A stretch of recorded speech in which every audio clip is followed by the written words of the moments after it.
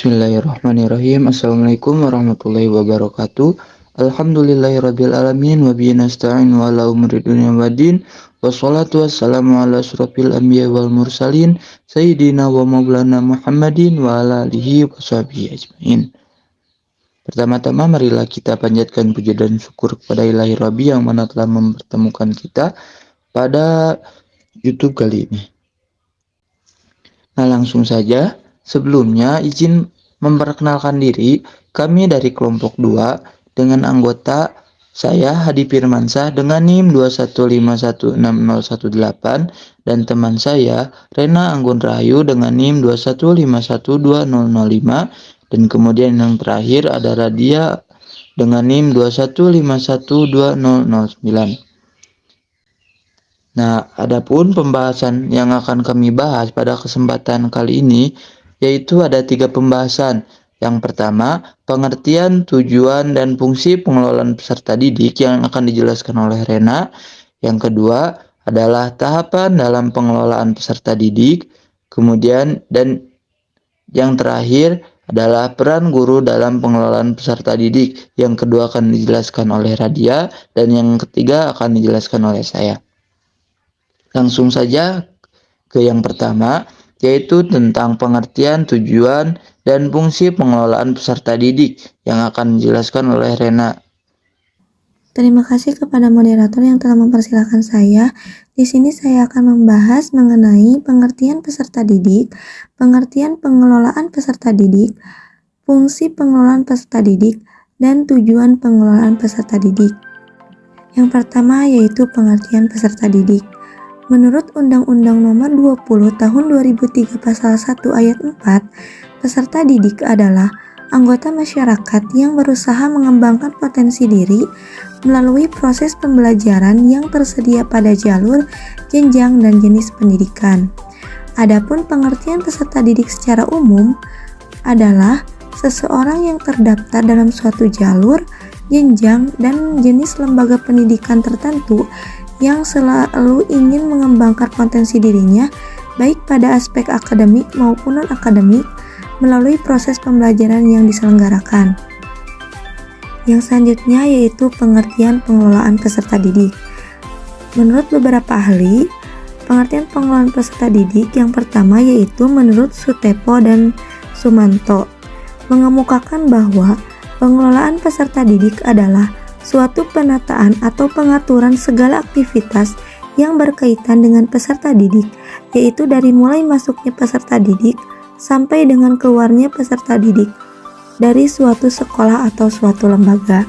Yang kedua, menurut Suwandi dan Daryanto, pengelolaan peserta didik adalah seluruh proses kegiatan yang direncanakan dan diusahakan secara sengaja serta pembinaan secara kontinu terhadap seluruh peserta didik dalam lembaga pendidikan yang bersangkutan agar dapat mengikuti proses belajar mengajar dengan efektif dan efisien.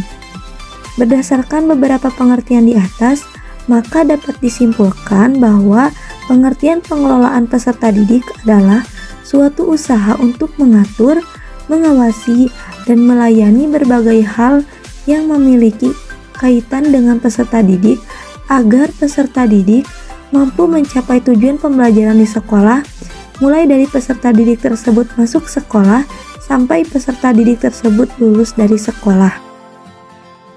Yang selanjutnya yaitu fungsi pengelolaan peserta didik. Fungsi pengelolaan peserta didik secara umum adalah sebagai wahana bagi peserta didik untuk mengembangkan diri seoptimal mungkin, baik yang berkenaan dengan segi-segi individualitasnya, sosialnya, aspirasinya, kebutuhannya, dan potensi lain peserta didik. Nah, fungsi pengelolaan peserta didik itu diuraikan lagi, yaitu sebagai berikut. Yang pertama, fungsi yang berkenaan dengan pengembangan individualitas peserta didik. Yang kedua, fungsi yang berkenaan dengan pengembangan segi sosial peserta didik. Yang ketiga, fungsi yang berkenaan dengan penyaluran aspirasi dan harapan peserta didik. Dan yang keempat yaitu fungsi yang berkenaan dengan pemenuhan kebutuhan dan kesejahteraan peserta didik. Yang selanjutnya yaitu tujuan pengelolaan peserta didik. Tujuan pengelolaan peserta didik dibagi dua. Yang pertama, tujuan secara umum dan tujuan khusus. Tujuan umumnya yaitu tujuan umum dari pengelolaan peserta didik adalah mengatur kegiatan-kegiatan peserta didik agar kegiatan-kegiatan tersebut menunjang proses pembelajaran di lembaga pendidikan atau sekolah. Nah, untuk tujuan khususnya, yang pertama yaitu meningkatkan pengetahuan, keterampilan, dan psikomotor peserta didik. Yang kedua, menyalurkan dan mengembangkan kemampuan umum, bakat, dan minat peserta didik. Yang ketiga, menyalurkan aspirasi, harapan, dan memenuhi kebutuhan peserta didik. Dan yang keempat adalah dengan tercapainya tujuan pada poin 1, 2, dan 3, maka diharapkan peserta didik dapat mencapai kebahagiaan dan kesejahteraan hidup yang lebih lanjut, dapat belajar dengan baik dan tercapai cita-cita mereka. Mungkin itu saja pembahasan dari saya. Terima kasih kepada Rena yang sudah menjelaskan tentang pengertian, tujuan, dan fungsi pengelolaan peserta didik. Kemudian, tahapan dalam pengelolaan peserta didik yang akan dijelaskan oleh Radia. Saya persilakan. Tahapan dalam pengelolaan peserta didik. Adapun tahapan pengelolaan peserta didik menurut Bustari 2005 adalah sebagai berikut. Yang pertama, analisis kebutuhan peserta didik. Analisis kebutuhan peserta didik yaitu penetapan siswa yang dibutuhkan oleh lembaga pendidikan yang meliputi 1. Merencanakan jumlah peserta didik yang akan diterima dengan pertimbangan daya tampung kelas atau jumlah kelas yang tersedia, serta pertimbangan rasio murid dan guru. Secara ideal, rasio murid dan guru adalah 1:30. Yang kedua, daya tampung kelas atau jumlah kelas yang tersedia. Jumlah peserta didik dalam satu kelas atau ukuran kelas berdasarkan kebijakan pemerintah berkisar antara 40 sampai 45 orang. Sedangkan ukuran kelas yang ideal secara teoretik berjumlah 25 sampai 30 peserta didik per satu kelas. Yang ketiga, menyusun program kegiatan siswa, yaitu visi dan misi sekolah, minat dan bakat siswa, sarana dan prasarana yang ada, anggaran yang tersedia, dan tenaga kependidikan yang tersedia. Yang kedua, rekrutmen peserta didik. Rekrutmen peserta didik pada hakikatnya proses pencarian, menentukan peserta didik yang nantinya akan menjadi peserta didik di lembaga sekolah yang bersangkutan. Langkah-langkah dalam kegiatan ini adalah: yang pertama, membentuk panitia penerimaan peserta didik baru yang meliputi dari semua unsur guru, tenaga TU, dan dewan sekolah atau komite sekolah.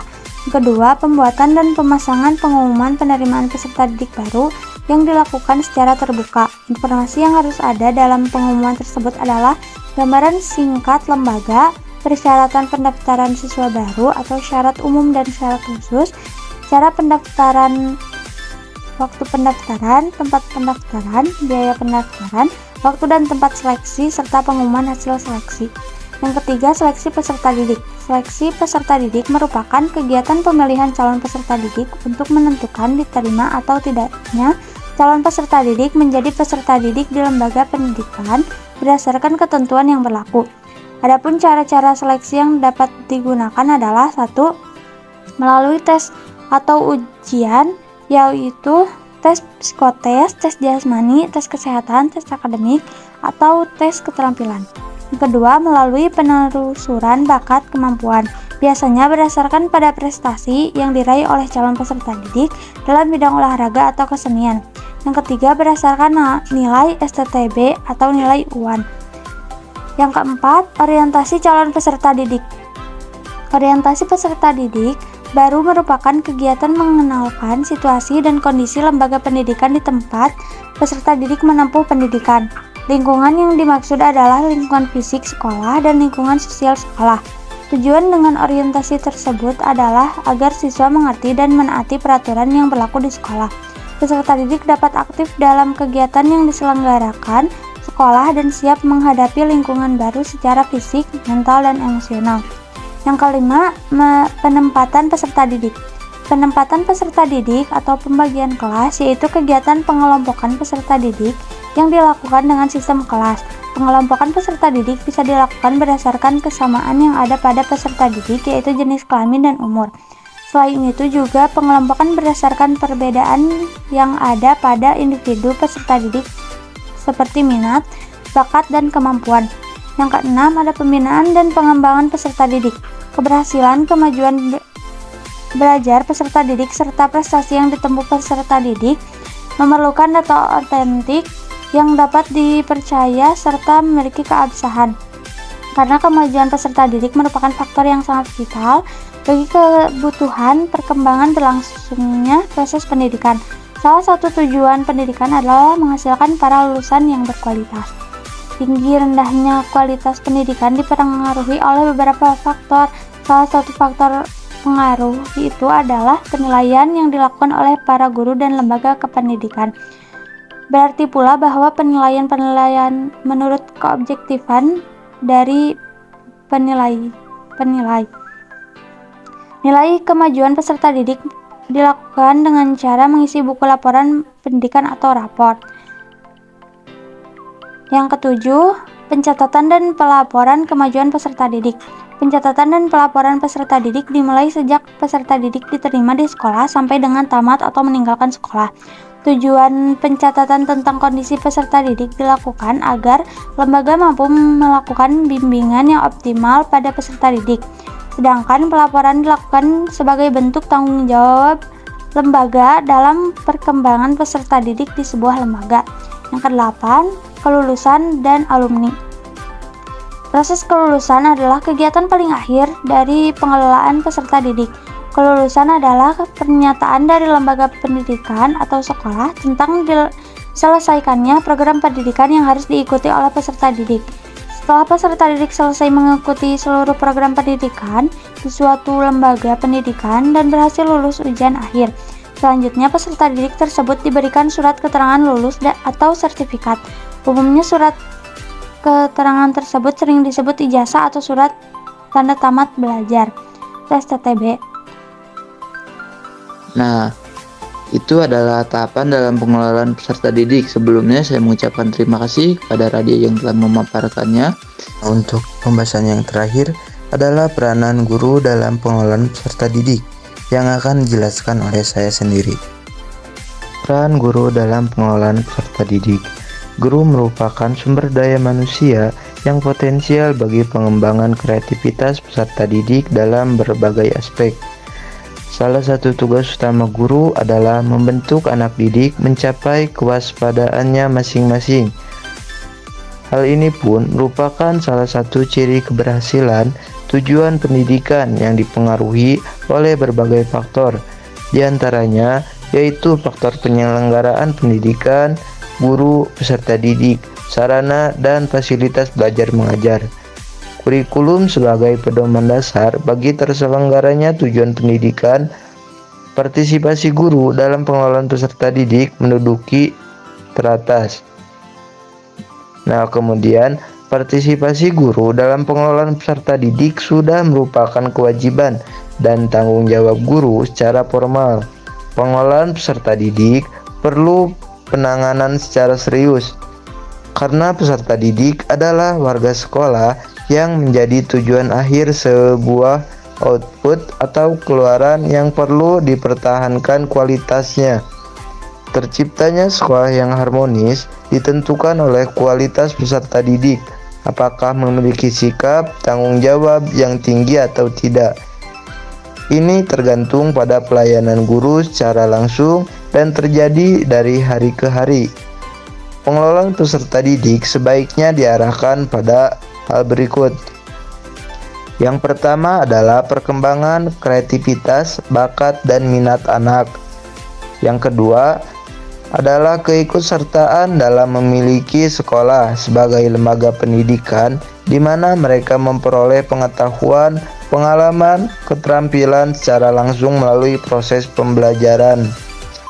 Yang ketiga, sikap mandiri dan disiplin, serta percaya bahwa dirinya memiliki potensi positif yang dapat dikembangkan.